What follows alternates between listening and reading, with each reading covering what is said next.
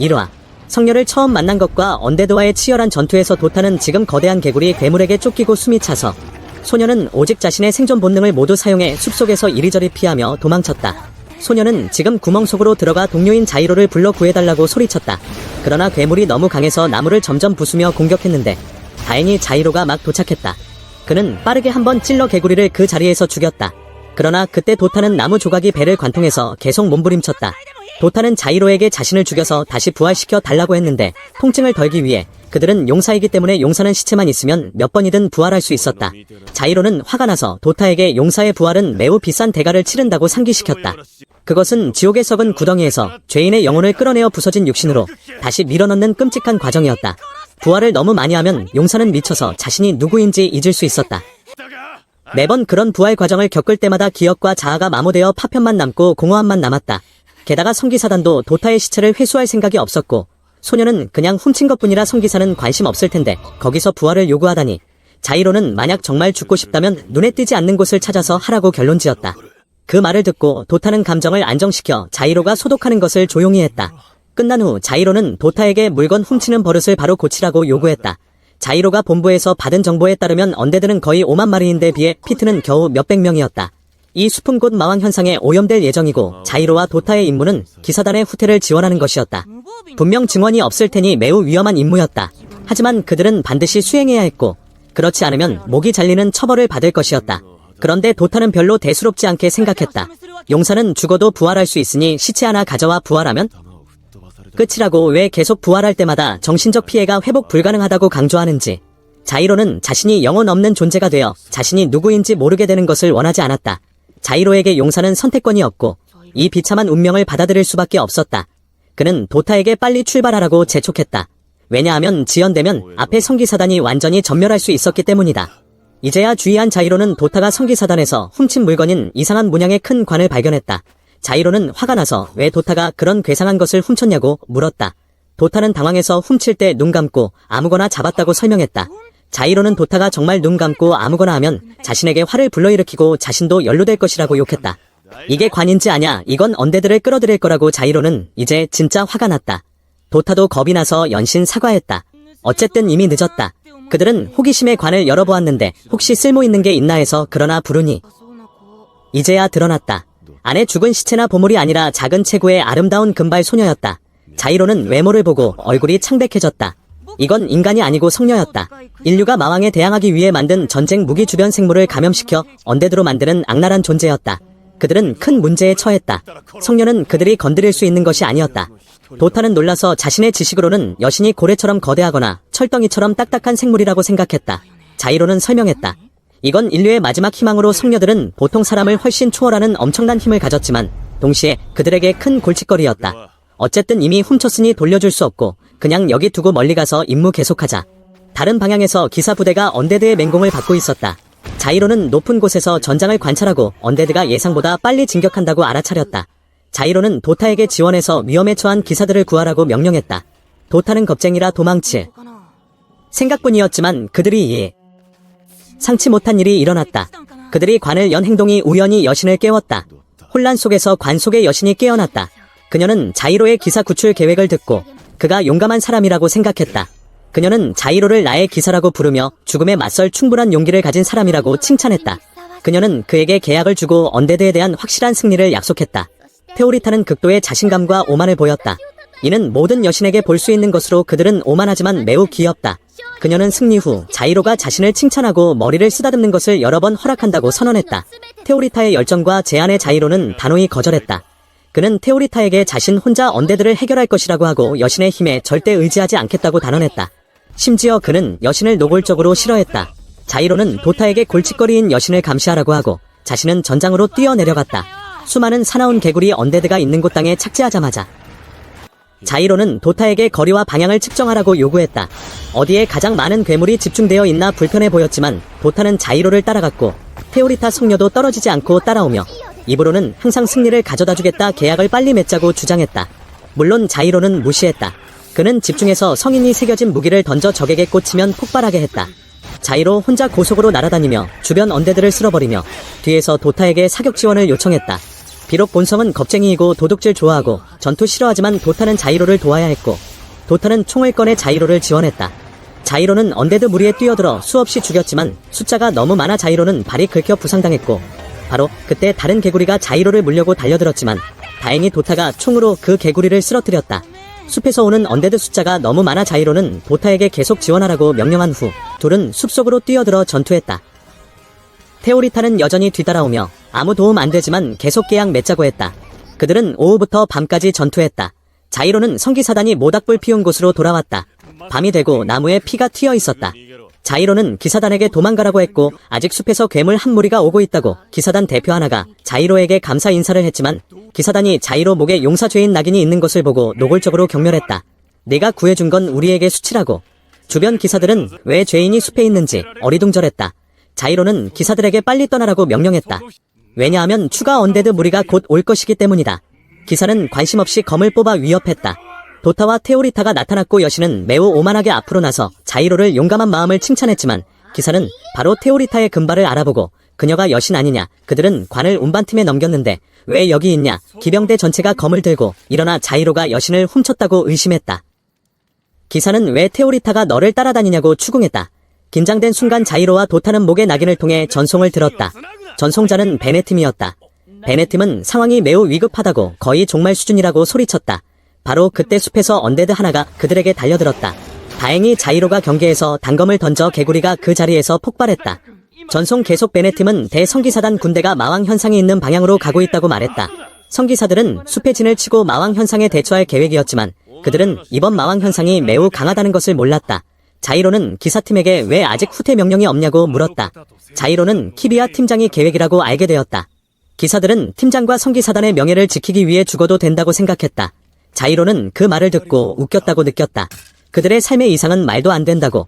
베네팀이 전송해서 성기사단 절반이 죽으면 용사 임무 실패로 간주하고 부활하면 산채로 불태워질 것이라고 고문 형태 중 가장 고통스러운 것이라고. 자이로는 베네팀에게 성기사단이 어디까지 대치하냐고 물었다. 성기사단이 근처 강가에 진을 치고 있다는 것을 알았다. 모닥불 주변 기사들은 그 정보를 듣고 대 성기사단과 합류해서 도우려고 했지만 숫자가 적고 부상 많아서 자이로는 기사팀이 짐이라고 생각했다. 그들에게 남쪽 숲 가장자리로 가라고 조언했고 거기 감시팀 베네팀이 도울 것이라고, 자신은 강 근처 성기사단에 가서 지원할 것이라고. 테오리타는 그 말을 듣고 매우 흥분해서 정말 자랑스러운 용감한 기사라고. 정리 후 자이로는 밤에 숲을 가로질러 전장으로 갔다. 전장은 피로 물들었고 시체와 언데드가 사방에 널려 있었다. 병사들은 다음 괴물 물결이 올 때까지 서로 위로하며 먹고 마셨다. 얼마 지나지 않아 망원경을 든 병사가 숲에서 언데드 무리가 진격하는 것을 발견했다. 병사는 빨리 언데드 공격을 대비하라고 알렸다. 대형은 강을 따라 정렬했고 그들은 언데드를 반드시 막아야 했다. 총이 준비되자 병사들은 숨죽이고 기다렸다. 괴물들이 사정거리 안에 들어오자 키비아 팀장이 발사 명령을 내렸다. 병사들은 뇌장을 사용해 마법 구체를 연속으로 발사해 언데드를 찢었다. 하지만 언데드 숫자가 너무 많아 죽여도 끝이 없고 심지어 거대 원숭이 같은 언데드도 있었다. 키비아 팀장은 더 큰 뇌장을 사용하라고 명령했다. 큰 뇌장이 마력을 모아 쾅 소리와 함께 언데드를 날려버렸다. 자이로와 도타는 높은 곳에서 내려다보고 성기사단이 이런 언데드 무리를 죽일 탄약이 충분하지 않다고 판단했다. 이 상황이면 기사단은 곧 언데드 숫자에 무너질 것이라고. 예상대로 큰 뇌장이 탄약이 떨어졌다. 언데드가 강을 빠르게 건너왔다. 키비아는 바로 일반 무기로 전투하라고 명령했다. 병사들은 창을 들고 언데드에 뛰어들었다. 자이로는 막로에서 전투를 관찰하며 성기사단을 구할 계획을 세웠다. 돌아보니 도타가 도망쳤다. 그는 너무 겁쟁이라 전투하기 싫고 성기사단에서 귀중한 물건을 다시 훔치러 간다고 작별 쪽지를 남겼다. 상황이 너무 위급해서 자이로는 다시 목숨 걸고 성기사단을 구하러 나갔다. 자이로는 낙인을 사용해 막로에서 전장으로 직행했다. 자이로는 멀리 숲에 붉은 빛이 나는 것을 알아차렸다. 그것은 마왕이었다. 그들은 큰 문제에 처했다. 자이로는 가는 길에 언데드를 쓸어버렸다. 한 마리 한 마리 베어 넘겼다. 하지만 개구리 언데드가 아직 끝나지 않았고 그들은 알에서 알을 낳아 머리에 붙는 새끼를 날렸다. 이건 기생해서 먹는 것이라 피하지 못하면 먹이가 되었다. 자이로는 빠른 기술로 모두 피하고 혼자 언데드를 소탕해서 수많은 기사 생명을 구했다. 키비아는 자이로를 보고 다가와 진짜 신분을 밝히라고 요구했다. 아직 답하기 전에 테오리타가 말을 끊었다. 그녀는 달려와 왜 자신을 버렸냐고 책망했다. 키비아는 여신을 보고 놀라 왜 여신이 여기 있냐, 원래 포대에 있어야 하는데. 키비아처럼 다른 사람들은 자이로를 의심해 여신을 훔쳤다고 생각했다. 왜냐하면 어쨌든 그는 죄인 용사이기 때문이다. 자이로는 설명했다. 자신은 아무 잘못 안 했고 여신 훔치지 않았고 여신과 아직 계약도 안 맺었다. 키비아에게 테오리타를 데려가서 기사를 찾아 계약하라고 했다. 테오리타는 그 말을 듣고 불편해했다. 자이로는 신경 안 쓰고 자신은 여신을 매우 싫어한다고 하고 테오리타에게 자신의 기사를 찾아가라고. 자이로는 여신 힘에 의지하지 않을 것이고 테오리타와 계약할 생각 없다고. 그러나 상황이 더 복잡해졌다. 마왕이 도착했다. 숲에서 마왕이 그들에게 다가오고 있었다. 마왕은 항상 가장 무서운 재앙으로 가는 곳마다 모든 것이 언데드가 되었다. 성기사는 언데드가 강을 건너지 못하게 노력했지만 악마에게 뇌장을 쏘자 자기장이 만들어져 힘을 반사시켰다. 자이로는 가까이 접근해야 피해를 줄 수 있다고 알아차렸다. 자이로는 키비아에게 동쪽으로 후퇴해서 전력을 보존하라고 제안했다. 그러나 팀장 키비아는 고집스럽게 지키겠다고. 그녀에게 명예를 위해 죽는 게 낫지 도망쳐 살 바에야. 자이로는 화가 나서 그 허황된 명예를 욕하고 자신의 임무는 후퇴 지원이지 이 멍청이들과 함께 죽는 게 아니라고 상기시켰다. 이 말을 듣고 키비아는 자이로가 용사라는 것을 알아차렸다. 키비아는 자신에게 사수 임무가 주어졌으니 지도자로서 죽어도 명예를 잃고 후퇴할 수 없다고 말했다. 자이로는 역겹다고 느꼈고 왜 자신이 명예를 생명보다 중요시하는 이들과 함께 죽어야 하는지 자문했다. 둘이 싸우는 동안 마왕의 새로운 공격이 왔다. 하늘에서 거대 탄환이 떨어졌고 키비아는 말에서 내려 피했다. 마왕이 이렇게 강해졌다니. 마왕 눈에서 계속 탄환 포대가 쏟아져 안에 벌레가 나왔고 동시에 언데드가 진격했다. 주변 병사들은 절망에 소리쳤다. 상황이 구제불능이었다. 키비아는 여전히 사수하라고 외쳤다. 사수냐 이제는 전투라기보다 학살에 가까웠다. 자이로는 이제 두 자루건만 남았지만 혼자 거대 언데드에 뛰어들어 팀장을 위험에서 구했다. 그러나 곧 폭발로 에너지 총이 무너져 충격으로 자이로에게 왔다. 폭발 후 충격으로 자이로는 눈을 뜨고 테오리타가 고통스럽게 누워있는 것을 보았다. 그녀는 자이로에게 일어나 자신의 힘을 사용하라고 애원했다. 그렇지 않으면 모두 비참하게 죽을 것이라고. 자이로는 중상을 입었지만 여신에 의지하지 않겠다고 맹세했기 때문에 거부했다. 화가 나서 그는 키비아를 불러 그녀가 대신 여신과 계약하라고 소리쳤다. 그는 미친듯이 키비아를 찾았지만 키비아 소리는 안 들리고 주변 비명만 들렸다. 자이로가 더 망설이면 더 많은 병사가 죽을 것이라고 테오리타는 오직 자이로만 자신의 기사라고 단언했다. 그녀는 그가 더 많은 생명이 빼앗기는 것을 그냥 볼 수 있냐고 물었다. 그녀는 그가 여신 신분을 얼마나 싫어하던 승리를 가져다 주겠다고 약속했다. 자이로는 이제 방법이 없었고 자신의 이기심이 병사 생명에 영향을 주게 할 수 없었다. 그는 여신과 계약을 받아들였다. 왜냐하면 과거 다른 여신과 계약한 적 있어 방법을 알았기 때문이다. 자이로는 손을 베어 테오리타 앞에 내밀었다. 테오리타는 그에게 상응하는 대가를 바치고 자신이 위대한 존재이며 그녀의 기사에 어울린다고 맹세하라고 요구했다. 자이로는 빨리 하라고 재촉하고 마지못해 요구대로 맹세했다. 계약이 성립되고 자이로는 어두운 지역으로 떨어지는 것을 느꼈다. 자이로는 머릿속으로 이제 끝이야 내 인생 다시 엉망이 됐어 생각했다. 연결고리가 완성되고 자이로는 현실로 돌아왔고 둘의 의지가 하나가 되었다. 테오리타는 자이로에게 어떤 축복을 받고 싶냐고 물었다. 자이로는 모든 것을 화려하게 해서 여기서 언데드를 밀어낼 수 있게 하라고 말했다. 테오리타 눈에 수천 자루검이 빛났다. 순식간에 여신은 검의 비를 시전의 땅에 수많은 검이 떨어져 주변 언데드를 죽였다. 테오리타의 능력은 신검으로 자이로의 검 투척 기술에 매우 잘 맞았다. 일이 끝난 테오리타는 오만하게 자신의 위대한 힘에 대해 기사가 어떻게 생각하냐고 물었다. 동시에 그녀는 칭찬하고 머리 쓰다듬기를 허락했다. 하지만 작은 언데드는 죽었지만 큰 것은 여전히 살아남았다. 자이로는 칭찬이나 머리 쓰다듬을 시간 없었다. 눈아픈 남은 잔당을 청소하는 것. 자이로는 검으로 빠르게 남은 거대 괴물을 모두 죽였다. 다행히 키비아는 아직 살아있었다. 자이로는 이제 키비아 지휘관에게 잔당 소탕과 위험에 처한 부상자 구호에 집중하라고 명령했다. 물론 팀장은 죄인 같은 녀석이 명령할 수 있냐고. 자이로는 직설적으로 살고 싶으면 내가 말하는 대로 하라고. 자신은 여기서 죽을 생각 없고 무고한 사람들이 죽는 것을 보고 싶지 않다고. 자이로의 목표는 이제 마왕을 죽이는 것이라고. 그는 살아 돌아가면 모든 처벌이나 불만을 받아들이겠다고 약속했다. 테오리타는 그가 명예 때문에 행동하냐고 물었다. 자이로는 모두가 말하는 명예라는 단어를 비웃었다. 자이로에게 그것은 어리석은 것이라고. 지금은 살아남는 게 먼저, 명예는 나중이라고. 자이로는 테오리타를 안고 마왕이 떠있는 거대 마왕을 향해 뛰었다. 마왕은 소리치며 언데드를 불러 자이로와 여신을 포위했다. 자신의 기술로.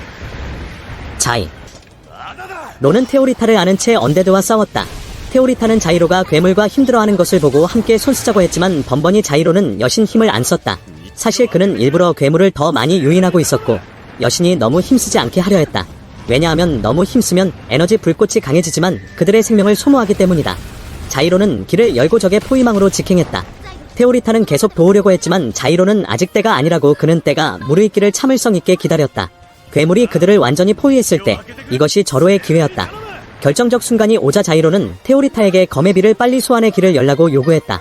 그녀는 흥분해서 검의 비를 소환해 땅의 괴물을 모두 소탕했다. 방해되는 언데드가 없는 넓은 길을 이용해 자이로는 테오리타에게 가장 강한 검을 소환하라고 했다. 테오리타는 빠르게 대검을 소환했고 자이로와 테오리타는 공중을 날아 대검을 마왕 몸에 꽂았다. 그 공격 후 둘은 여파로 아래로 튕겨졌다. 그 공격이 마왕을 죽일 만큼 강하다고 생각했지만 마왕은 아직 살아있었고 오히려 그 공격으로 화가 나서 회복하고 수많은 촉수를 소환해 자이로를 공격했다. 자이로는 테오리타를 보호하다 중상을 입었다. 이제 어떻게 그 괴물을 이기나 모르는 상황에서 갑자기 익숙한 그림자가 보였다. 그것은 도타였다. 그는 다시 물건 훔치고 돌아왔다. 다행히 도타가 훔친 것은 중요한 무기였다. 자이로는 그것이 출력 조정기 기반 카운터라는 것을 알아차렸다. 이것이 그들을 구할 것이라고 도타는 마침내 자신의 유용성을 보여주었다. 이 장치로 자이로는 결정적 일격을 더 날려 모든 것을 끝내기로 했다. 자이로는 스위치를 켜고 뛰어올라 그것을 마왕 몸에 붙였다. 자이로는 도타와 테오리타를 안고 폭발 전에 멀리 피했다. 마침내 거대 폭발이 일어나 마왕이 산산조각 났다. 마왕이 죽자 언데드도 도망쳤다. 자이로는 마왕을 몇 번 죽인 적 있지만 이렇게 어이없는 방식으로 끝난 것은 처음이라고 느꼈다. 이때 테오리타가 자이로에게 다가왔다. 그녀는 귀엽게 오만하게 자신 덕에 괴물이 패배했다고 시작했다. 그녀는 그가 불만 있는지 물었다. 자이로는 없다고 답했다. 그럼 이제 칭찬하고 머리 쓰다듬기 시작할 수 있겠네. 내가 허락한다. 그러나 자이로는 단순히 살아남아서 좋았다고 한마디 했다. 이 이상한 칭찬 방식에 테오리타는 놀랐다. 왜냐하면 그녀에게 살아남는 것은 당연한 것처럼 보였기 때문이다. 하지만 자이로는 그것만으로 충분하다고 단언했다. 테오리타는 자신 같은 여신이 이렇게 살아도 되냐고 물었다. 자이로는 모른다고. 그건 다른 사람이 결정할 일이 아니라고 답했다. 그 답변은 여신의 마음을 건드린 듯했다. 그녀는 미소 지으며 살아남는 것만으로 공을 세웠다면 자신이 큰 공을 세웠다고 자부했다.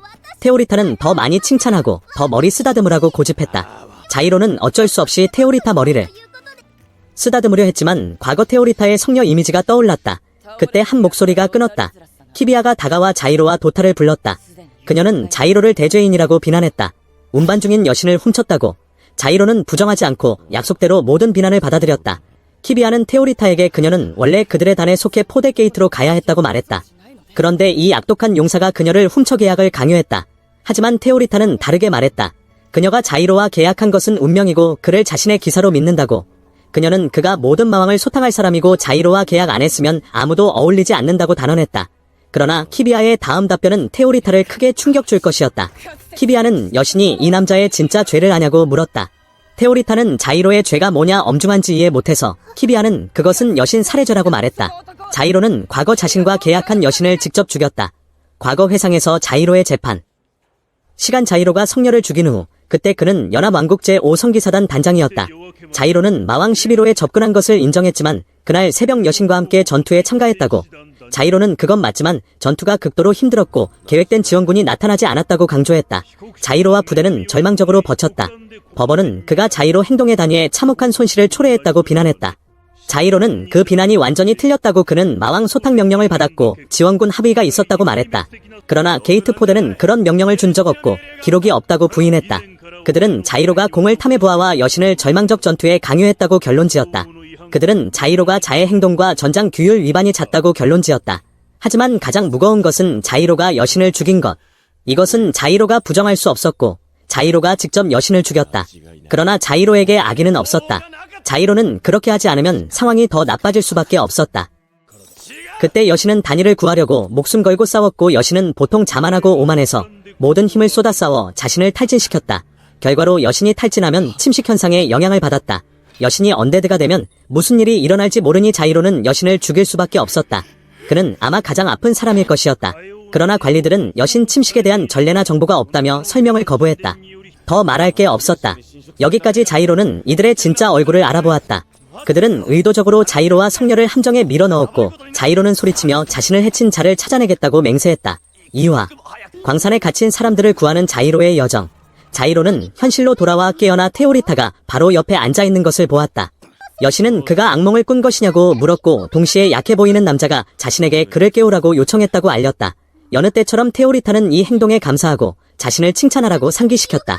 자이로는 악몽 후 땀을 닦는 수건을 들어 다. 자이로는 왜 테오리타가 아직 자신과 함께 여기 있냐고 자문했다. 그녀는 자신의 죄에 대해 들었을 텐데 자신은 여신을 죽였고 그것은 용서할 수 없는 것인데 여신은 마왕 암인류의 희망인데. 그러나 테오리타는 매우 이해심이 많았다. 그녀는 방금 전투에서 자이로의 용감함을 보고 자이로에게 분명 이유가 있을 것이라고 믿었다. 그녀의 순진함에 자이로는 쓴웃음 지으며 냉혹한 사실을 단언했다.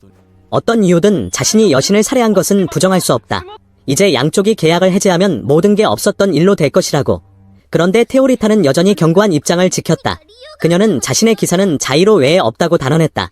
대화는 베네팀이 다시 호출해서 끊겼고 여느 때처럼 크게 소리쳤다. 긴급 상황이라고. 자이로는 화가 나서 몇 번이나 말했는데 연락할 때 크게 소리 지르지 말라고. 자이로가 세부사항 물으니 베네팀은 우리의 신분은 영웅이고 자신처럼 죄를 지은 자들은 군대의 소모품으로 사용된다고 상기시켰다. 테오리타는 새 임무가 있으면 따라가겠다고 자신들의 힘이 필요할 것이라고 말했다. 바로 그때 밖에서 큰 소리가 났고 자이로는 그것이 타치야와 노르가유라는 것을 알아차렸다. 그들도 자신처럼 죄 지은 영웅으로 이번 임무에 함께할 것이라고. 그들은 빠르게 임무 지점으로 출발해 마왕 현상으로 완전히 얼어붙은 큰 강을 건넜다. 다른 쪽에서 교회에서 새 임무가 공식 시작되었다. 13호 성녀 호송은 취소되었다. 대신 90샤팀은 광산 지역을 점령하고 평정하라는 명령을 받았다. 이 지역은 마왕에 심각하게 침식되었다. 이것이 자이로와 동료가 가는 곳이었다. 마왕 현상의 기원에 대해 설명 시작. 마왕 현상 1호 등장부터 모든 숲이 변형되고 땅이 썩었다. 마왕이 횡행한 지난 20년 동안 인류는 거주 지역 절반을 잃었고 사람들은 사방으로 피난했고 교회는 이 피해를 어떤 대가로든 막아야 했다. 자이로와 동료의 영웅 부대는 광산이 있는 마을에 먼저 파견되었고 키비아 팀도 빨리 따라와 합류해야 했다. 밤에 자이로 그룹은 모닥불을 피우고 쉬었다. 노르가유는 환상증에 걸린 영웅으로 너무 많은 부활 후유증일 수 있고 왕처럼 명령했다. 하급자들은 내 명령을 들으라고. 그는 자신이 연합왕국의 왕이라고 믿었다. 테오리타는 그 말을 듣고 당황해서 왜 여기 왕이 있냐. 자이로는 노르가유는 실제로 대규모 공격을 일으켜 영토를 되찾으려 한전 테러범으로 영웅으로 선고받았다고 설명했다. 그럼 저쪽은? 자이로는 그는 타치야로 좀비처럼 보이지만 그렇게 보일 뿐 그는 영웅팀에서 가장 오래 있었다고 하지만 그는 너무 많은 부활로 인해 영혼 없는 좀비처럼 멍했다. 다음 날 아침 팀은 마침내 광산 채굴 마을에 도착했다. 풍경이 매우 슬프고 모두 낙담했다.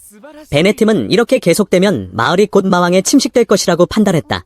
이론상 주민은 대피해야 하지만 일부는 고집스럽게 버텼다. 그들의 친척이 광산 안에 있어서 그냥 갈 수 없었다. 자이로는 지금 광산 도구 판매대에 가서 곡괭이 삽을 빌려 터널을 파려고 했지만 판매 여성은 차갑게 이제야 왔냐 이제 오면 너무 늦었을 거라고 말했다.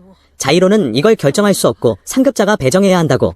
가게에서 나오자 자이로는 금발 소녀를 만났다. 소녀는 떨며 자이로가 영웅이냐고 물었고 아버지가 광산에서 돌아오지 않았는데 오늘은 자신의 생일이라고 아버지는 생일에 돌아오겠다고 약속했는데 왜 오늘 아직 안 오냐고. 자이로는 무력감에 그냥 가며 이를 갈며 욕했다. 그런 눈으로 보지마. 베네팀은 나중에 광산에 대한 추가 정보를 제공했다. 이곳은 고품질 광물을 채굴하던 곳으로 인장용 도체로 중요하고 기업과 군대가 크게 투자했다. 하지만 지금 마왕에 점령되었다. 자이로는 가는 길에 테오리타에게 인장에 대해 설명했다. 군대가 신의 지혜라고 부르는 것 인류에게 주어진 것. 자이로는 두 종류 인장을 사용할 수 있었다. 반면 노르가유는 인장 조정이 천재로 혼자 인장을 정제하고 만들 수 있었다. 이것은 여러 사람이 필요하지만 노르가유는 혼자 충분했다. 인장은 물체에 새겨지고 태양광을 동력으로 사람의 의지와 생명을 불꽃으로 사용해 발사 땅 부수기 열 방출 같은 효과를 냈다. 주제로 돌아가 한 달 전 광산 노동자들이 마왕에 침식되어 무의식적으로 주민을 공격하기 시작했다. 이 현상은 로터스라고 이름 붙인 마왕 현상 51호였다. 그들의 임무는 직접 터널을 파서 성기사단이 돌격할 수 있게 하는 것이었다. 광산 입구에 멤버들을 데려다준 후 베네팀은 지휘관으로 마을에 남아야 했다. 그가 죽기 싫어서 도망가는 핑계인지 모르지만 이제 자이로와 나머지의 일은 주어진 임무를 계속하는 것이었다. 어두운 터널 안에서 자이로는 땀을 뻘뻘 흘리며 파고 자이로는 이 임무에 대해 자문했다. 그동안 왕 노르가유는 앉아서 다리 흔들며 빨리 파라고 재촉했다. 인장을 새기고 있다고. 타치야는 계속 열심히 파고 있었다. 테오리타는 여느 때처럼 공을 세우고 싶어 했지만 자이로는 안 됐고 여신 힘은 이런 손발 노동에 낭비할 수 없었다. 이때 키비아도 팀을 이끌고 왔다. 그녀는 자이로가 꽤 진지하게 일하는 것을 보았다. 키비아는 테오리타를 성기사 진영으로 데려가 쉬게 하려 했다. 하지만 테오리타는 자신의 기사가 열심히 일하는 것을 봐야 한다고 말했다. 노르가유는 다시 권력 환상으로 키비아에게 명령하라고 해서 그녀도 어리둥절 작은 영웅이 자신에게 명령하고 왕이라고 환상까지. 자이로는 키비아가 있어서 이 광산 점령이 실제로 무의미하고 의심스러운 임무라고 물었다. 그냥 오염된 광산 봉쇄하면 되는데 왜 겨울 준비 시점에 이런 병력을 동원하나? 자이로는 군대나 사회에 무슨 음모가 있는지 의심했다. 사람들 테오리타를 뭘 하려는 거냐? 키비아는 여느 때처럼 아무것도 밝히지 않고 자이로에게 임무 계속하라고 요구했다. 자이로와 팀은 계속 일에 몰두했다. 자이로는 한 번 찍어 거대 진의 괴물굴을 뚫었고 괴물을 보자 타치야는 미친듯이 지네를 베었다. 이런 때 타치야는 공격에 거인 리바이처럼 매우 강하고 결단력이 있었다. 하지만 신태는 좀 달랐다. 그들은 이렇게 광산 깊숙이 계속 나아갔다. 노르가유는 모두에게 지금 뚫린 지점에 전초 기지 설립하라고 명령했다. 자이로는 철못을 받기 시작했고 테오리타가 너무 요구해서 자이로는 말뚝과 도구를 여신에게 주었다. 그녀가 한 손 거들게 노르가유는 그동안 스스로 방어 함정 시스템을 설치했다. 함정 테스트로 노르가유는 돌을 던져 함정 근처에 넣자 바로 위험하게 활성화되었다. 이렇게 모르는 사람이 들어가면 끝장이었다. 자이로는 이 함정 시스템이 너무 위험하고 아군에게도 해가 될 수 있다고 해서 최소한만 남기고 제거하라고 요구했다. 일하다가 자이로는 고기 구워 먹으려고 했지만 잘 익지 않아 왕 노르가유가 다시 불힘을 사용했지만 너무 강해 고기를 모두 태웠다. 테오리타는 그동안 요리 배웠다고 자랑하며 자이로에게 맛보라고 초대했다.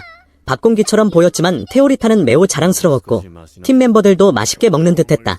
광산 밖에서 갑자기 키비아가 긴급 구조 신호를 보냈다. 장면 전환. 키비아 쪽으로 봉인된 광산 입구가 깨졌고 마왕에 침식된 사람들이 미친듯이 기사들을 공격했다. 마왕의 타락 후 사람들은 거대하고 기괴해졌고 인간 부분이 없었다. 자이로와 동료는 빠르게 구원하러 갔지만 장면이 너무 참혹했다. 테오리타는 겁먹고 저 괴물들이 예전 인간이었냐고 말했다. 노르가요는 즉시 감염된 사람들을 공격해 기사들을 구하라고 명령했다. 타치야는 빠르게 수없이 쓰러뜨렸다. 자이로는 겁먹은 테오리타를 보고 그들은 모두 인간이었지만 이제 이렇게 변질되었다. 자이로는 현실을 보고 이렇게 변형되면 구할 방법이 없다고 판단했다. 그는 자신의 손으로 그들의 고통을 끝내야 한다고 결정했다. 전투는 치열했다. 아주 빠르게 괴물이 모두 소탕되었지만 이것은 그들 마음에 영원한 상처가 될 수 있었다. 이때 살아남은 광부 하나가 아직 수십 명의 노동자가 탈출 못해 갇혀있다고 알렸다. 노르가요는 그들을 구해야 한다고 단호했다. 그들은 자신의 왕국의 충신들이라고. 그러나 키비아는 냉정하게 반대했다. 그녀는 일반인 구출이 초기 임무 목표였고 성기사단 손실 감수할 가치 없다고 생각했다. 키비아는 구출 시 피해 정도를 자이로 의견 물었다. 자신도 갇힌 광부 구하고 싶었지만 자이로는 일반인 보호하면서 좁은 터널 이동하면 손실이 극심할 것이라고 판단했다. 키비아 부하 기사도 상급 지시 따라 광산 전체 폭파 약으로 봉쇄하는 게 낫다고 동의했다. 군대의 무감정의 자이로는 갑자기 대담한 결정을 내렸다. 그는 영웅팀이 스스로 광부 구출하겠다고 선언했다. 전초 기지가 완성되었으니 성기사단은 계획대로 봉쇄 실행하라. 만약 영웅들이 제때 못 나오면 계획대로 광산과 함께 그들을 묻어버려라. 실패하면 죄인들만 죽을 뿐이라고. 광산 안으로 갇힌 사람 구출하러 들어가기 전에 자이로는 테오리타를 키비아 쪽에 맡겼다. 어쨌든 여신은 인류의 보물로 위험을 무릅쓸 수 없었다. 자이로는 지휘부에 쓰레기 같은 계획이 주민을 광산에 버려두는 것을 증오한다고 표현했다. 그는 지휘관 법을 어기더라도 모든 사람을 구하겠다고 결의하고 광산 안으로 들어갔다. 3화 광산 안. 치열한 전투 갇힌 광부들 성공 구출. 광산 안. 배경에서 노동자들이 거대 진의 괴물로부터 버티고 있었다. 천근 같은 순간 자이로가 제때 도착해 무기 던져 괴물을 소탕해 구했다. 노르가유도 뒤에서 타치야에게 공격 명령했다. 타치야는 뛰어난 기술로 수많은 진해를 소탕했다. 거미줄을 뱉어도 이 미친 남자를 막을 수 없었다. 얼마 안 돼 괴물이 매우 빠르게 소탕되었다. 광부들은 멍하니 서 있었다. 그들이 막으려 한 괴물이 이렇게 쉽게 패배하다니. 끝난 후 그들 세 사람은 당당히 광부들에게 인사했다. 노르가유는 여느 때처럼 위험 있게 왕이 신민을 구하러 왔다고 말했다. 자이로는 광부들에게 계획을 설명했다. 이제 광산 밖으로 이동할 것이지만 괴물과 대적하려면 무기가 필요하다. 무기 준비. 노르가유는 기술로 인장 제작 시작했다. 그러나 불리한 점이 있었다. 광산 환경에 태양광이 없어 인장 주요 동력이 빠르게 소모될 것이라고. 일반 광 저장 물품은 몇 번 사용하면 무용지물이었다. 그러나 노르가유는 자신의 능력으로 가장 좋은 무기를 제작할 수 있고 빨리 고장나지 않게 보장한다고 안심시켰다. 그날 밤 자이로는 늙은 광부와 이야기할 기회가 있었다. 광산 안에서 일어난 끔찍한 진실이 드러나기 시작했다. 그들은 구원이 너무 늦었다고 생각했다. 왜냐하면 자신들 같은 노동자는 항상 권력자 우선순위 목록 마지막이었다. 처음 약 50명이 살아남았다. 그러나 고요한 어둠 속에서 그들은 이상한 목소리를 듣기 시작했다. 자이로는 그게 무슨 목소리냐, 악마의 힘일 수 있냐 물었다. 그 목소리를 들은 사람들은 잠자다 사라졌고 돌아올 때 그들은 사람이 아니라 본 괴물로 변했다. 이동 시작 전에 자이로는 엄격한 전투 대형을 세웠다. 타치야는 길을 여는 임무를 맡았고 자이로는 자원의 후위로 뒤를 보호했다. 자이로는 혼란한 그룹의 질서를 유지하며 후퇴하는 것이 어렵다는 것을 잘 알았다. 후퇴가 시작되었고 얼마 안 돼 괴물이 다시 땅을 뚫고 올라왔다. 자이로는 크게 소리쳐 모두 자신의 목숨을 보호하고 대형을 유지하라고 요구했다.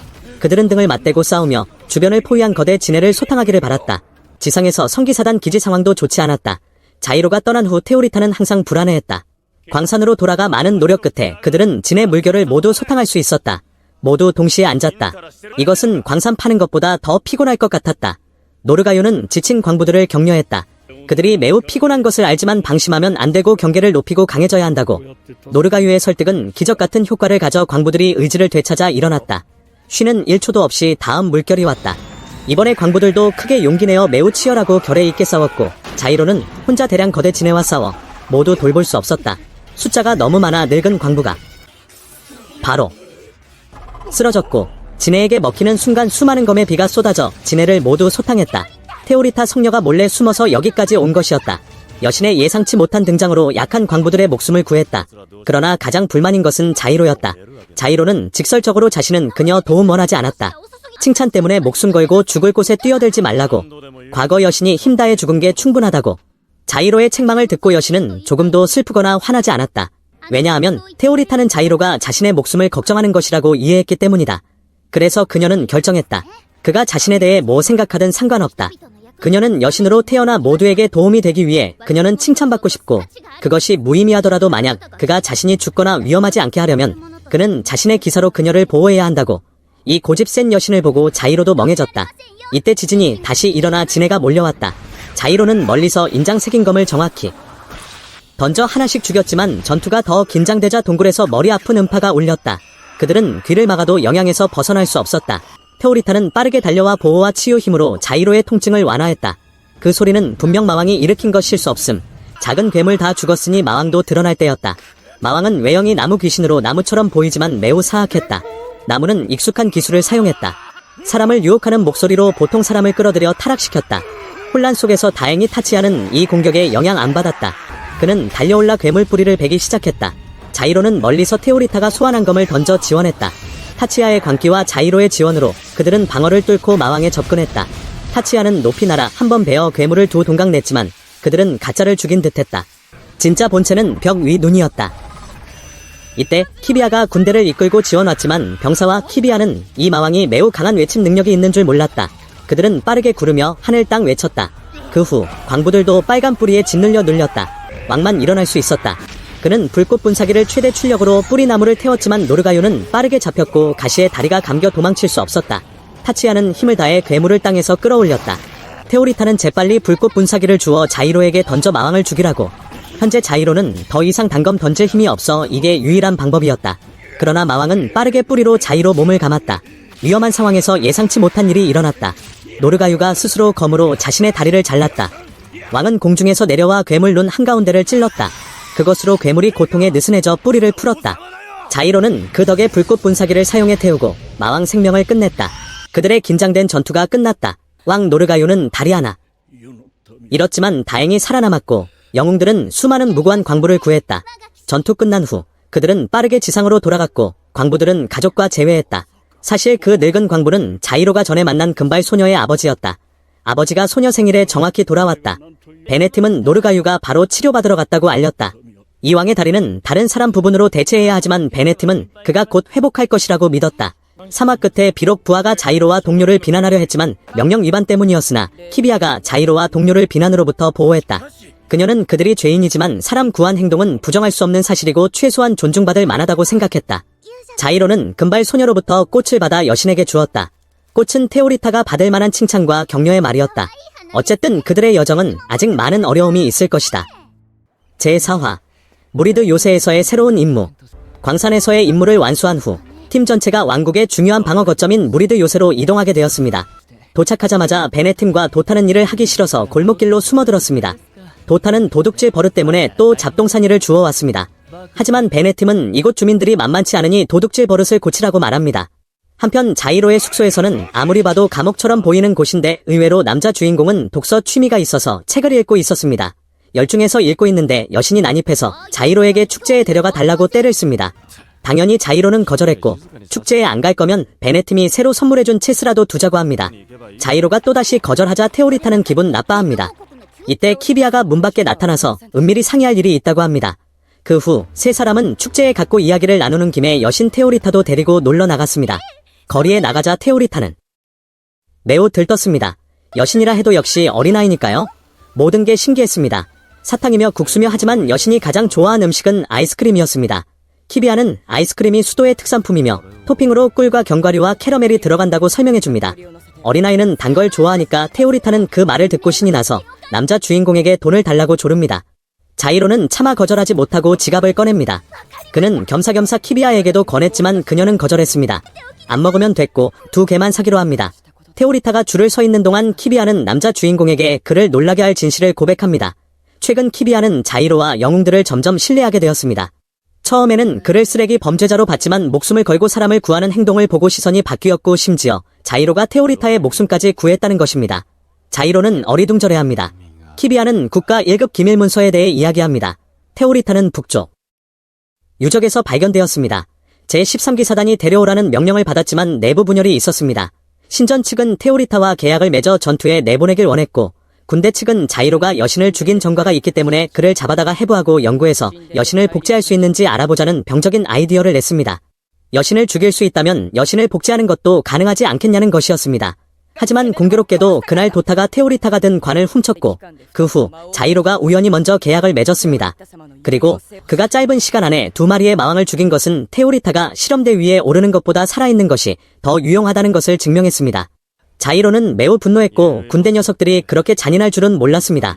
키비아는 여신이라면 보통 강력한 힘을 가지고 있는데 테오리타는 칼을 소환하는 것밖에 할 줄 몰라서 다른 12명의 여신에 비해 폐급 취급을 받는다고 설명합니다. 이제야 자이로는 이해가 갔습니다. 그날 키비아가 병사들에게 죽을 각오로 싸우라고 명령했던 것은 사실 속죄를 위해 희생하려던 것이었습니다. 이제 고위층이 여신 테오리타를 무시하지 않게 하려면 이 방법밖에 없습니다. 그는 키비아에게 다음 임무를 바로 달라고 요구합니다. 그는 많은 임무를 수행해서 테오리타가 매우 강하고 실험용으로 쓰일 존재가 아니라는 것을 증명하고 싶어 했으며 오직 그 방법만이 테오리타를 구할 수 있습니다. 키비아는 새로운 임무인 무리드 요새 방어를 맡깁니다. 잠시 후 자이로와 베네팀은 작전 지휘관을 만나러 갑니다. 임무에는 두 가지 선택지가 있습니다. 하나는 목숨을 걸고 성을 방어하며 죽을 때까지 싸워 최대한 많은 괴물을 죽이는 것이고 두 번째 선택지는 마왕을 구역으로 유인한 뒤 마지막에 제9여신의 광역 독소를 활성화해서 해치우는 것입니다. 자이로는 비웃으며 독소는 기절 효과만 있을 뿐이라고 말합니다. 기절시킨 다음에는 어쩔 것이냐며 마왕이 기절해서 깨어나면 그들은 끝장이라고 합니다. 이 계획은 자살 행위나 다름없습니다. 지휘관도 고개를 끄덕이며 인정하고 계획을 수정하겠다고 합니다. 이번에는 요새를 연쇄 도살장으로 만들어 9마리의 마왕을 요리할 것이라고 합니다. 그리고 자이로와 영웅 동료들의 임무는 다 죽을 때까지 총알바지가 되는 것입니다. 이 계획은 듣자마자 허점이 있었는데 성 안에서 독가스를 쓰면 그들은 어떻게 되냐는 것입니다. 독가스가 그들까지 다 죽일 텐데 말입니다. 이때 베네팀이 이의를 제기합니다. 아니 놈을 함정에 유인하고 나서 우리는 도망치면 안 됩니까? 왜 꼭 죽어야 합니까? 지휘관은 차갑게 말합니다. 법은 법이니 토를 달지 말라고 합니다. 만약 누구든 요새에서 도망치려 하면 목에 있는 영웅 문신이 활성화되어 폭발해 죽게 될 것입니다. 자이로는 왜 고위층들이 5번이고 7번이고 그들을 사지로 내몰려고 하는지 이해할 수 없었습니다. 남자 주인공은 긴장했지만 베네팀은 반대로 얼굴에 웃음을 띠며 대답합니다. 알겠습니다. 대장님 저희가 이 자살 임무를 맡겠습니다. 하지만 조건이 하나 있는데 법을 수정해 달라는 것입니다. 한 명이 성에서 도망치면 팀 전체의 문신이 활성화되어 즉사하는 대신 다 같이 도망쳐야 활성화되어 죽는 걸로 바꿔달라고 합니다. 혹시라도 삶을 비관한 녀석이 팀 전체를 해치려고 혼자 밖으로 뛰쳐나가면 억울하게 다 같이 죽지 않습니까? 지휘관이 동의하는 눈치이자 자이로가 나가기 전에 틈을 타서 베네팀에게 당부합니다. 기왕 법도 바꾸는 김의 병력과 식량도 더 달라고 요청하라고 합니다. 법도 고치는 마당에 베네팀에게 그 정도는 식은 죽 먹기니까요. 과거로 돌아가서 베네팀이 이렇게 말재주가 좋은 이유는 그에게 불량한 과거가 있기 때문입니다. 영웅 수용소에 갇히기 전 베네팀은 천재적인 사기꾼이었고 불량한 업적을 가지고 있었는데 한때 왕궁을 서커스단에 팔아넘길 뻔하기도 했습니다. 하지만 그가 잡힌 이유는 그 사건 때문이 아닙니다. 옛날에 그는 황색 언론 기자였는데 상사가 가짜 뉴스를 퍼뜨리라고 해서 썼더니 대중들이 그걸 맹신해버렸습니다. 꾸며내는 재주가 너무 뛰어나서 고위층에게 잡혀 처벌받게 되었고 그 벌로 영웅이 된 것입니다. 장면이 바뀌어 차브라는 새로운 영웅이 등장합니다. 이 녀석은 눈이 매우 좋은데 도박을 하다가 상대방의 속임수를 쉽게 간파하고는 누구를 속이려 드냐고 말합니다. 하지만 상대방이 계속 우겨대자 차브는 즉시 상대의 손을 잘라버립니다. 이 차브라는 놈은 매우 잔인한 녀석인데 그의 과거를 봐야 이해할 수 있습니다. 제5화 이번 화에서는 자이로의 영웅 그룹에 합류하게 될 새로운 캐릭터인 차브에 대해 알아보겠습니다. 영웅이 되기 전의 과거를 보면 차부는 원래 조직에서 길러진 암살자였습니다. 아주 잔인한 암살자 조직으로 어릴 때부터 아이들을 암살자로 훈련시켰습니다. 그들은 심리 조작과 잔인한 고문을 사용하여 아이들이 아주 어릴 때부터 살인 기계가 되게 만들었고, 이런 암살자들에게 인성 따위는 전혀 없었습니다. 차부는 한 달에 12명이나 죽이면서도 태도가 매우 오만하고 조금도 뉘우치지 않았습니다. 그는 조직이 시키는 대로 사람을 죽이거나 때로는 기분이 내키면 죽였는데, 죽이기 쉬워 보이는 사람을 노렸습니다. 죽이고 나서 죄책감을 느끼지 않기 위해서였고, 자신이 특별히 관심 있거나 아끼는 사람은 절대 죽이지 않았습니다. 왕국의 법대로라면 이런 잔인한 놈은 즉시 사형을 당해야 했지만 이 녀석에게 죽음은 너무 가벼운 처벌이었습니다. 그 말을 듣자 차부는 가볍게 공황 상태에 빠집니다. 죽음보다 더 나쁜 게 있다는 말에 신문 중 처음으로 차부의 얼굴에 두려움이 서렸습니다. 심판관은 그에게 영웅형을 선고했습니다. 영웅이 된다는 것은 편안하게 죽을 수도 없다는 뜻입니다. 다시 현재로 돌아와서 키비야와 자이로의 영웅팀은 최후의 방어 지점으로 이동하고 있습니다. 이번에는 영웅팀의 차부가 합류했습니다. 차부가 들어오자 팀이 갑자기 활기차졌는데 정확히 말하면 시끄러워졌습니다. 차부는 길을 가는 내내 쉬지 않고 떠들어대서 모두가 골치 아파했습니다. 그렇게 죽다 살아나기를 반복하고도 미치지 않은 게 기적일 정도인데 다시 생각해보니 미칠 뇌가 없는 것 같기도 합니다. 자이로는 참다 못해 차부에게 말 좀 줄이라고 합니다. 비록 연쇄 살인마의 냉혈한이지만 이 녀석은 자이로를 매우 존경하며 형님으로 모십니다. 자이로가 한마디 하면 바로 말을 듣습니다. 그는 남자 주인공이 화내는 것을 보고 서둘러 사과했고 심지어 도타에게도 자이로 형님께 같이 사과하라고 시킵니다. 조금 가다가 일행은 마왕이 나타난 것을 발견했습니다. 거대한 달팽이 모양의 마왕은 뒤에 수많은 작은 괴물을 거느리고 예상보다 훨씬 빨리 요새로 접근하고 있었습니다. 이 속도라면 해가 지기 전에 요새에 도착할 것입니다. 자이로는 키비야에게 아군이 얼마나 남았는지 묻습니다. 키비야는 믿을 만한 병사가 50명 정도 있다고 보고합니다. 자이로는 고개를 젓습니다. 저런 수의 좀비 같은 괴물들을 상대로 그 적은 병력으로는 상대가 되지 않습니다. 다행히 베네팀이 재치있게 돈을 써서 미리 가서 사형수들을 모집해 임무에 참여시켰습니다. 바로 그때 도타가 무리의 선두에서 달리는 몇 마리의 괴물을 발견했습니다. 차부는 정찰병이라고 판단하고 숲속에 있는 괴물 개들의 위치를 확인했습니다. 키비야는 차부가 멀리서 볼 수 있다는 것에 매우 놀라며 눈이 그렇게 좋냐고 묻습니다. 자이로는 차부의 눈이 매우 좋아서 일반인을 훨씬 뛰어넘는다고 설명하며 차부에게 정찰병 괴물 개들을 빨리 처리하라고 명령합니다. 차부는 명령을 듣고 특수 마법창을 꺼내 조준합니다. 역시 최고의 사격 실력과 독수리 같은 눈으로 차부는 정찰 괴물들을 모두 처리하는 데 성공합니다. 정찰병을 해결했으니 이제 함정을 설치할 차례입니다. 키비야는 자이로가 침착하게 계획을 세우는 것을 보고 매우 놀라며 어떻게 그렇게 침착할 수 있냐고 묻습니다. 요새 사수 계획은 자살이나 다름없는데 말입니다. 자이로는 무슨 일이 있어도 반드시 이길 것이라고 말합니다. 자신이 죽기를 바라는 자들이 웃게 내버려 둘 수는 없다고 합니다. 게다가 그들은 이 전투에서 승리하여 테오리타가 실험실로 끌려가지 않도록 그녀의 가치를 증명해야 합니다. 그들이 일을 마치니 어느덧 오후가 되었습니다. 자이로와 키비야가 요새로 돌아오자마자 제9기사단의 지휘관인 호드와 그의 여신을 마주쳤습니다. 호드는 키비야가 이 사형수 영웅들을 버리고 도망가는 대신 남아서 죽기로 결심한 것에 놀랐습니다. 그는 왜 그녀가 이들에게 기대를 거는지 이해하지 못했고 멍청한 결정이라고 생각했지만 그녀의 무사함을 빌어주었습니다. 키비야를 대할 때는 그랬지만 호드가 자이로를 마주했을 때는 대놓고 경멸했습니다. 호드는 자신의 여신 펠메리에게 자이로는 여신을 죽인 전과가 있으니 위험하다며 멀리하라고 당부합니다. 떠나기 전 호드는 펠메리의 머리를 쓰다듬으며 아주 잘했다고 칭찬한 뒤 병사들과 여신을 이끌고 떠납니다. 남자 주인공은 키비야에게 적의 구번여신이냐고 묻고 키비야는 맞다고 대답합니다. 바로 독약의 여신 펠메리입니다. 그 여신이 성 안에 남겨둔 것은 수많은 독가스 통이었습니다. 맥주통처럼 생겼지만 맹독이 들어있습니다. 하지만 이 독은 기껏해야 마왕을 마비시킬 뿐 죽이기는 어렵습니다. 차부는 독가스통을 보고 다가올 전투에 매우 들떴고 휴식 시간에 심심풀이로 사람을 죽이려 했지만 다행히 남자 주인공이 그를 막았습니다. 그의 나쁜 버릇은 고쳐지지가 않습니다. 바로 그때 테오리타가 나타나 질투를 합니다. 여신은 자이로가 정찰하러 갈 때 자기를 빼놓고 가서 화가 났습니다. 하지만 진짜로 화난 이유는 테오리타가 방금 9번 여신 펠메리를 만났기 때문입니다. 테오리타가 몰래 지켜보니 펠메리는 호드에게 머리를 쓰다듬어주며 칭찬을 하루에 7번이나 받았습니다. 반면 만난 이후로 자이로는 테오리타의 머리를 한 번도 쓰다듬어 주지 않았습니다. 키비야가 다가와 여신을 달랩니다. 사실 오늘 정찰을 간 건 바쁜 일이 있어서 여신을 데려갈 수 없었다고 하며 키비야가 일부러 숲에서 테오리타를 위해 과일을 따왔다고 합니다. 과일이 아주 달다고 했지만 테오리타는 더 화를 냅니다. 키비야와 자이로 두 사람이 같이 간 게 수상하다며 숲에서 둘이 같이 과일을 딴 거냐고 따집니다. 테오리타가 아무리 토라져도 남자 주인공 자이로는 신경 쓰지 않았습니다. 왜냐하면 할 일이 많았기 때문입니다.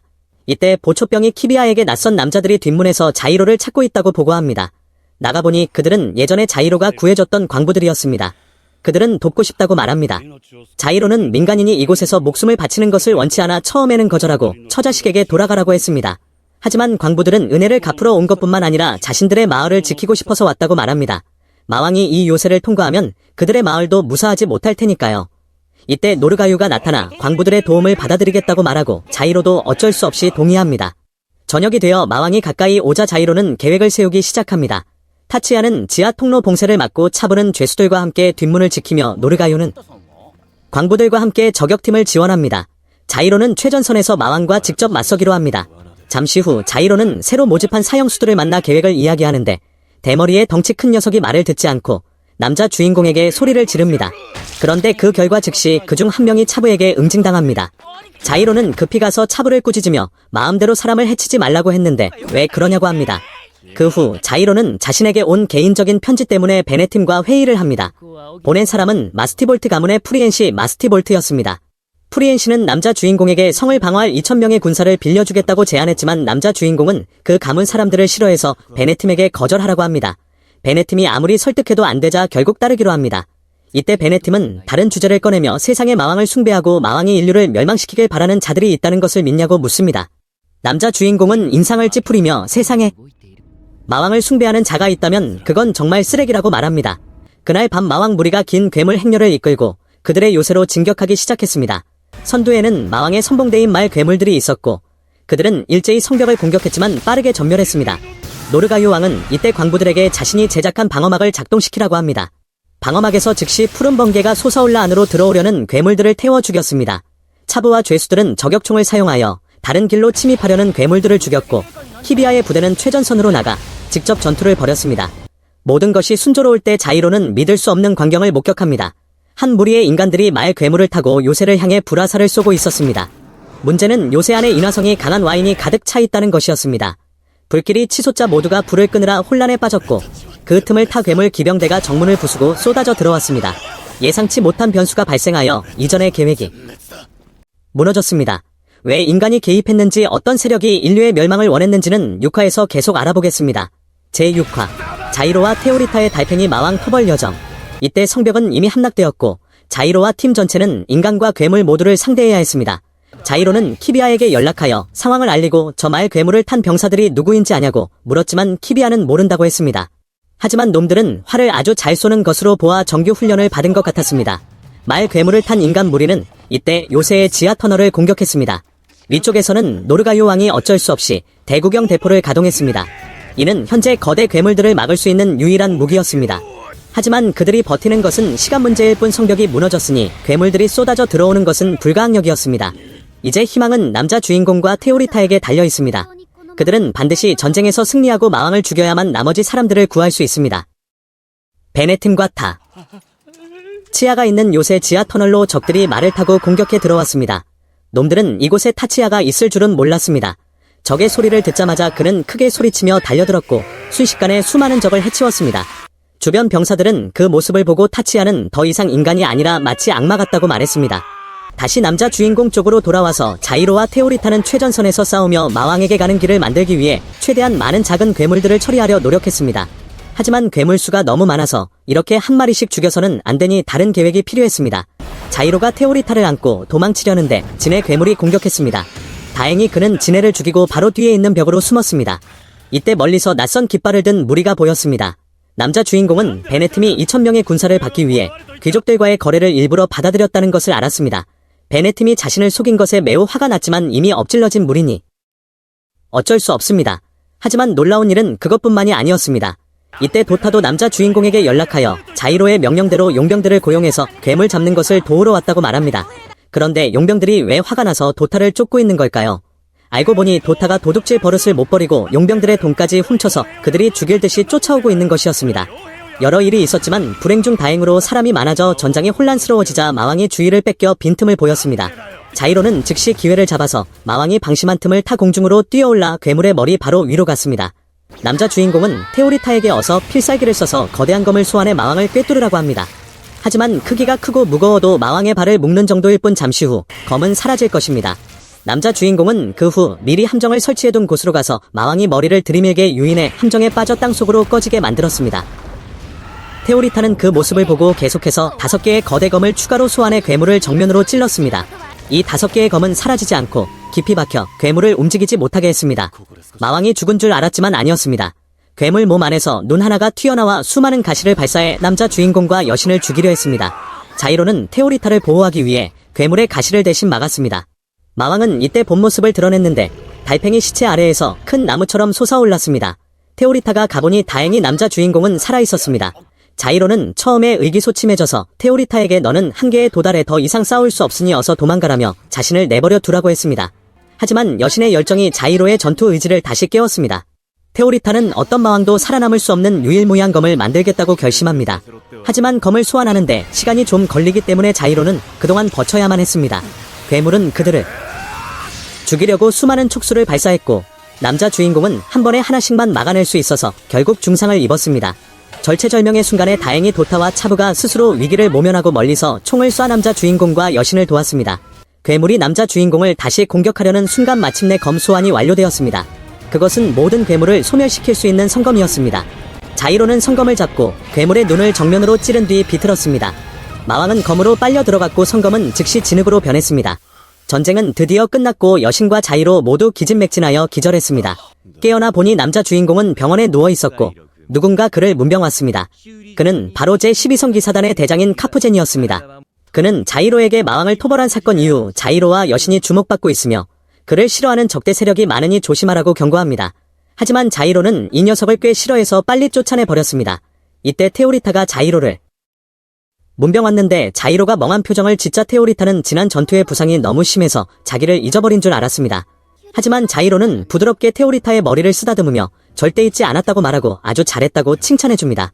이것은 자이로가 진심으로 테오리타를 칭찬한 첫 번째 순간이며 남자 주인공이 이전 여신의 죽음으로 인한 트라우마 이후 마음을 열게 되었음을 보여주는 감동적인 장면으로 6화가 끝납니다.